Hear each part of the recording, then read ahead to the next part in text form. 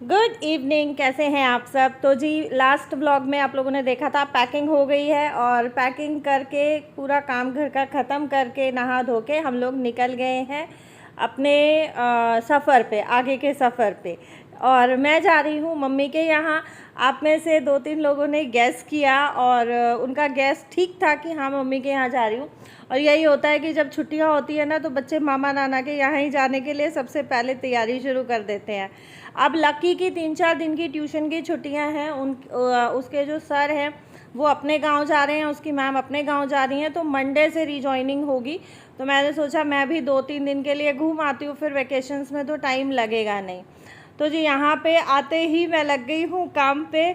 और मैं कुछ कपड़े धो के लाई थी, वो मुझे फैलाने हैं क्योंकि मैं ऐसे ही पॉलीथीन में कैरी बैग में डाल के और लगेज में रख के लेके आई थी। तो यहाँ आके देखा तो मम्मी ने भी मशीन लगा रखी थी, मशीन में 2-3 कपड़े पड़े हैं। तो मैंने कहा चलो सारे कपड़े मैं एक साथ ही फैला देती हूँ। और आके ना मैंने कपड़े चेंज कर लिए हैं, तो प्लीज़ ये कमेंट मत करना कि यही कपड़े घर से पहन के आई थी क्या। तो मैंने आके चेंज कर लिया है, खाना पीना हो गया है। अब देखें अंधेरा हो गया है तो काम सारा हो गया है। अभी सारा खाना पीना करके मौज मस्ती करके और तब मैं लगी हूँ कपड़े फैलाने के लिए। अच्छा, आप लोगों से ना मुझे एक बहुत इम्पॉर्टेंट बात कहनी है और इसीलिए मैं वीडियो के स्टार्टिंग में बोल रही हूँ, क्योंकि बाद में ना बहुत से ऐसे व्यूअर्स हैं जो वीडियो स्किप करके देखते हैं, लास्ट तक नहीं पहुँचते हैं। 2-3 दिन से मेरे को कुछ स्क्रीनशॉट्स आ रहे हैं, मेरे चैनल पे कुछ ऐसी अनएक्सपेक्टेड अनवांटेड एक्टिविटी हो रही है। कोई सिंगर सुनील महला करके आईडी है और वो बहुत ही गलत कमेंट्स, जो लेडी व्यूअर्स हैं, लेडी सब्सक्राइबर्स हैं, वो कमेंट करती हैं, 1-2 के नीचे उसने गलत कमेंट लिखे हैं। तो जी मैं आप लोगों को बस यही कहना चाहूँगी कि इस तरीके के लोगों की वजह से आप लोग प्लीज़ कमेंट करना ना छोड़ें। मेरे को हालांकि वो कमेंट्स अभी तक दिखाई नहीं दे रहे हैं। आपके पास अगर किसी के भी कमेंट पे वो कमेंट आता है, उसकी आईडी को कॉपी करके और प्लीज़ मुझे मेल करें, मेरे अबाउट सेक्शन में मेरा मेल है, उस आईडी को मेरे तक पहुंचाएं। मैं उस आईडी पे ज़रूर एक्शन लूँगी और मैं यूट्यूब का कोई एक्शन नहीं लेने वाली हूँ, मैं पर्सनली उसको साइबर सेल में दे दूँगी। क्योंकि देखें, अगर मेरे चैनल पे किसी भी मेरे व्यूअर के साथ, सब्सक्राइबर के साथ इस तरीके की कोई भी अनवांटेड अनएक्सपेक्टेड एक्टिविटी होती है तो उसके लिए फुली मैं रिस्पॉन्सिबल हूँ। मैं पूरी अपनी रिस्पॉन्सिबिलिटी लेती हूँ कि उस एक्टिविटी पे मैं पूरा एक्शन लूँगी जहाँ तक मैं ले सकती हूँ। और आप लोग टेंशन ना लें, इससे ज़्यादा मैं डिटेल में कुछ नहीं बता सकती हूँ अभी। बस आप लोगों से इतनी सी रिक्वेस्ट करूँगी कि मुझे उस बंदे के जो भी वो आईडी है, कमेंट्स नहीं दिखाई दे रहे हैं, आप लोग प्लीज़ मुझे उस आईडी को मेल करें, उस आईडी का लिंक मुझे कॉपी करके और मेरे मेल में पेस्ट करके मुझे फॉरवर्ड करें। मैं उस आईडी पे ज़रूर एक्शन लूँगी। और भाई साहब, आप जो भी हैं, अगर मेरी वीडियो देख रहे हैं तो प्लीज़ मेरे चैनल से दूर रहें, अदरवाइज़ आपको बहुत ज़्यादा महंगा पड़ जाएगा। मैं उन लोगों में से नहीं हूँ कि मैं आऊँगी वीडियो पे बोलूँगी, वीडियो पे धमकियाँ दूँगी। मैं पर्सनली एक्शन लूँगी और बाद में मैं नहीं चाहती कि आप आके हाथ पैर जोड़ें या आप रिक्वेस्ट करें या आप माफ़िया मांगें। तो मेरे चैनल की जो भी लेडी सब्सक्राइबर्स हैं, देखें सबकी बहन बेटियां बराबर होती हैं, सबके घरों की इज्जत बराबर होती हैं। अगर आप दूसरों की बहन बेटी को आके कुछ इस तरीके का अनएक्सपेक्टेड कमेंट लिख रहे हैं, कुछ गलत लिख रहे हैं, तो आप ये सोचें कि आपके घर में भी बहन बेटियां हैं। अगर आपके घर की बहन बेटियों को कोई इस तरीके से बोलेगा तो आपको कितना अच्छा लगेगा और कितना बुरा लगेगा। इंसान जब सामने वाले के साथ करता है ना, तो पहले उसको सोचना चाहिए। हालांकि देखो, मेरे लिए अभी तक कोई गलत कमेंट नहीं आया है, बट मेरे 2-3 सब्सक्राइबर्स ने मुझे बोला है कि इस तरीके के कमेंट्स या इस तरीके की एक्टिविटी आपके चैनल पे दीदी हो रही है।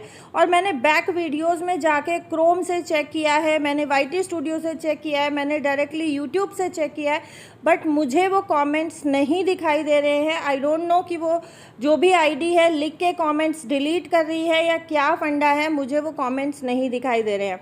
तो मैं अपनी सब्सक्राइबर्स को बस इतना ही कहना चाहूँगी कि आप लोग प्लीज़ इस चीज़ को बिल्कुल भी टेंशन ना ले। आप लोग उस आईडी पे जाके क्या कर सकते हो कि रिपोर्ट मार सकते हो यूट्यूब पे। वो जितनी ज़्यादा से ज़्यादा उस आईडी की रिपोर्ट्स लगेंगी वो आईडी यूट्यूब बैन कर देगा, क्योंकि वो आप लोगों को गलत लिख रहा है।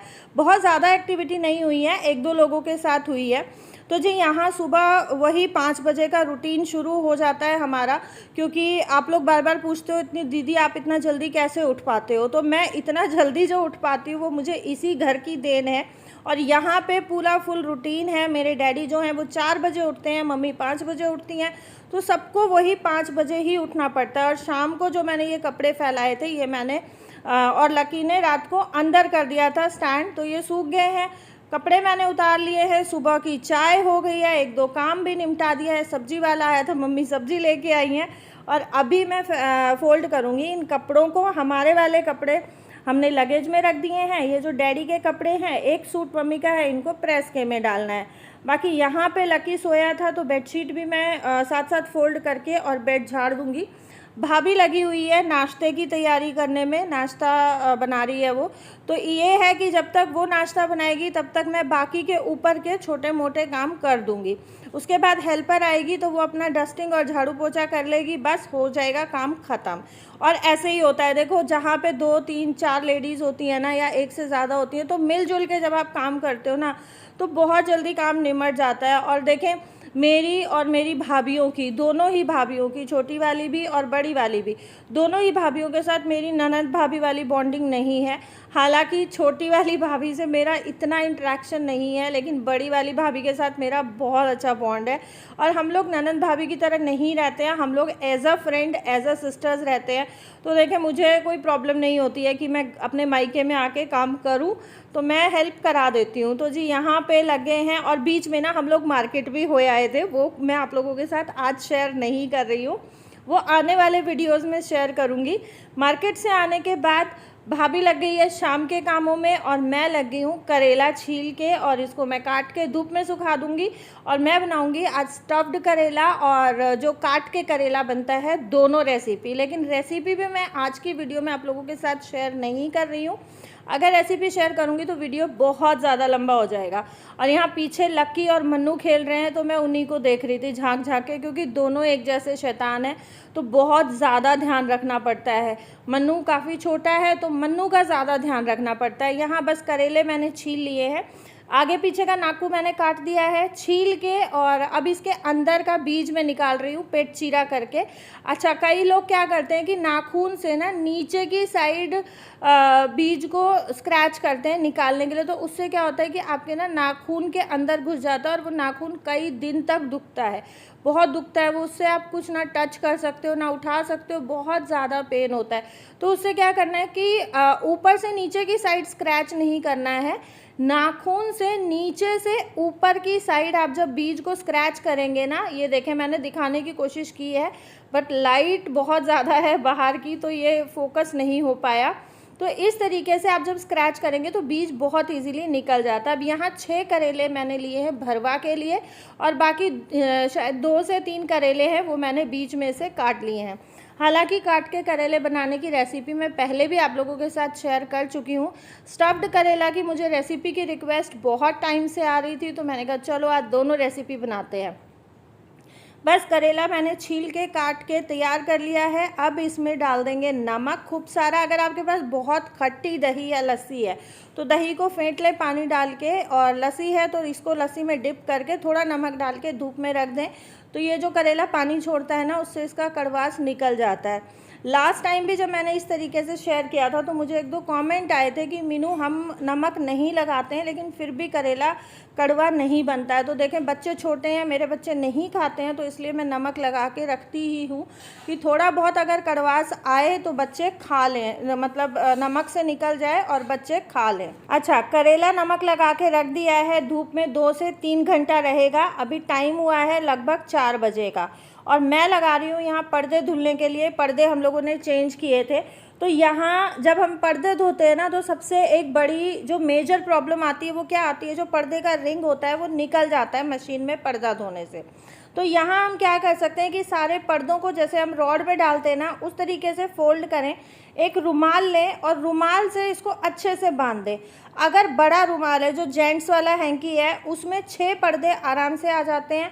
छोटा अगर बच्चों वाला हैंकी है, हैंकी कॉटन का लेना है, टॉवल हैंकी में गांठ नहीं लगती है, तो उसमें 4 पर्दे बहुत इजीली आ जाते हैं। पर्दों को इस तरीके से बांध के अच्छे से टाइट, और फिर आप मशीन में धोएं। आपका एक भी रिंग पर्दे का नहीं निकलेगा, पर्दा ख़राब नहीं होगा, क्योंकि पर्दे के रिंग निकल जाते हैं ना, तो पर्दे की लुक बहुत ख़राब हो जाती है, बहुत गंदा लगता है देखने में। तो जी इस तरीके से अगर आप पर्दे धोएंगे टाई अप करके, तो एक भी रिंग नहीं निकलेगा। वैसे रिंग जो है वो दोबारा डल जाते हैं, बट वो पूरी मेहनत हो जाती है। 10 रुपये का एक रिंग डलता है, और फिर मार्केट जाओ, घूमो, लेके आओ, बहुत ज़्यादा हेडेक हो जाता है। तो उससे अच्छा ये है कि हम ये छोटी छोटी टिप्स एंड ट्रिक्स यूज़ करें और अपने सामान को एज इट इज़ रखें। और यहाँ मैंने एक हैंकी मुझे मिल नहीं रहा था, तो एक पतली सी कत्तर है, मम्मी ने एक सूट सिलवाया था, उसकी कत्तर आई हुई है। तो ये जो बाकी के 3-4 पर्दे हैं, ये पर्दे भी मैं बांध के रख दूँगी, ताकि वो पर्दे धुलेंगे, उनको फैला देंगे और इनको उठाया और एज इट इज़ मशीन में डाल दिया, वापस से बांधने की दिक्कत नहीं आएगी। तो इसी तरीके से अगर साथ साथ काम निपटाते हुए चलते हैं ना, तो बाद की टेंशन ख़त्म हो जाती है। अब सपोज़ कि मैंने बांध के रखा है, तो मैं लकी को भी बोल सकती हूँ कि बेटा इसको मशीन में डाल के, सर्फ डाल के मशीन चला दे, तो बहुत ईजीली काम हो जाता है। और यहाँ ये लोग कर रहे थे स्विमिंग करने की तैयारी। जहाँ मैं थाली रख के आई हूँ, वो भाई ने स्विमिंग पूल बनवा रखा है बच्चों के लिए, और वहीं पे बच्चे स्विमिंग करते हैं, क्योंकि कोरोना के दौरान बच्चों को कहीं भी लेके जाना और बच्चों की फ़िज़िकल एक्टिविटी कराना बहुत ज़्यादा रिस्की हो गया था। इस वजह से घर में ही पूरा अरेंजमेंट किया हुआ है। और यहाँ बस ये और मन्नू दोनों लगे हुए थे, कर ले स्विमिंग, कर ले बू प्लीज़ स्विमिंग कर ले। मैंने कहा नहीं करना, क्योंकि ऊपर से धूप पड़ रही थी और नीचे से पानी ठंडा, तो बच्चों को सर्द गर्म होने का डर रहता है। तो जी जो पर्दे का फर्स्ट लॉट मैंने लगाया था, वो लॉट मेरा हो गया है पूरा। और मैं यहाँ पे ये वाले पर्दे फैला के दूसरे पर्दे मैं साथ साथ लगा दूँगी, तो ये वो भी धुल जाएंगे, तो उनको भी साथ साथ फैला देंगे, सारे पर्दे एक साथ धुल जाएंगे। और बस इनको फोल्ड करके रख देंगे हम बेड में। 2-2 जोड़ी पर्दे हम लोग रखते हैं, एक जोड़ी धुल गया, एक जोड़ी लगा दिया। फिर जब ये जो अब लगाए हैं, इनको धुल देंगे और इनको हम लगा देंगे। तो ये है कि ज़्यादा इंसान बोर भी नहीं होता है, एक जैसी चीज़ देख देख के, थोड़ा सा चेंज भी हो जाता है और काम करना भी थोड़ा सा इजी हो जाता है। तो जी ये था मेरा आज का वीडियो। उम्मीद करती हूँ कि आप लोगों को पसंद आया होगा। अगर वीडियो पसंद आए तो प्लीज़ वीडियो को एक लाइक और एक शेयर ज़रूर करना फैमिली एंड फ्रेंड्स के साथ। हो सकता है कि आप लोगों को मेरी टिप्स एंड ट्रिक्स पसंद आती हैं, तो जिन फैमिली फ्रेंड्स या रिलेटिव्स के साथ आप वीडियो शेयर करें, उनको भी मेरी टिप्स एंड ट्रिक्स पसंद आए और वो और आगे मेरी वीडियोस को शेयर कर दें। तो आप लोगों का एक एक शेयर मुझे बहुत ज़्यादा मोटिवेट करता है, और नई आप लोगों के लिए टिप्स एंड ट्रिक्स लाने का, नई रेसिपीज़ लाने का, नई kitchen tips, home decoration tips लाने का। तो जी आप लोग मुझे इसी तरह मोटिवेट करते रहें, और मैं आप लोगों के लिए इसी तरीके से नया कंटेंट लेके आती रहूँगी। Thank you so much for watching. Channel subscribe नहीं किया तो चैनल को सब्सक्राइब करें। Love you all.